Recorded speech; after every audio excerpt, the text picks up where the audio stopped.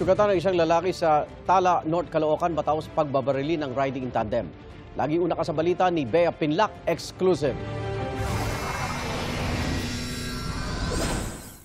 Tila pangkaraniwang umaga lang ito sa Barangay 187 Tala, North Caloocan noong January 24. Maya-maya, nabulabog ang mga residente ng tuloy-tuloy na putok ng baril.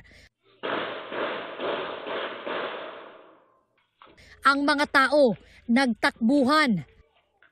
Pinagbabaril na pala noon sa basketball court ng barangay ang 55 anyos na lalaki.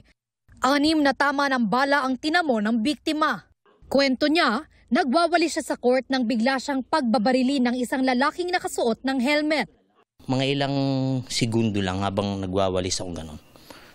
Nakita ko agad pag ganon ko, nakatutok na sa akin yung baril. Patakbo akong palayo sa kanya pero nilalapitan niya ako. Binaril niya ako ng binaril.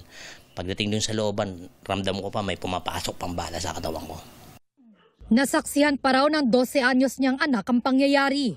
Base sa investigasyon ng pulisya, riding in tandem ang nasa likod ng pamamaril na patuloy pa nilang tinutugis. Hinala ng biktima, kasabwat din sa pamamaril ang ilang opisyal ng barangay na nasa lugar nang mangyari ang insidente. Kilala raw kasi siya na kritiko ng ilang proyekto sa barangay. Ang alam ko, yung gunman, hard killer yun, di ba?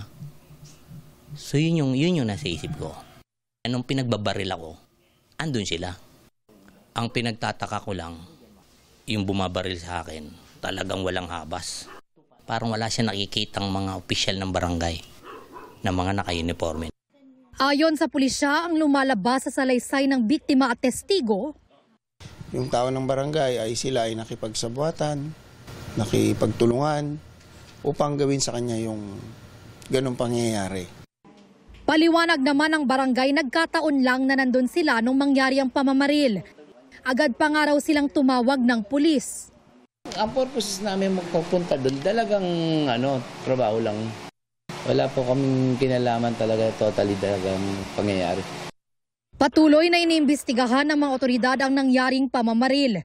Frustrated murder ang reklamong haharapin ng mga sangkot sa krimen. Ito ang unang balita.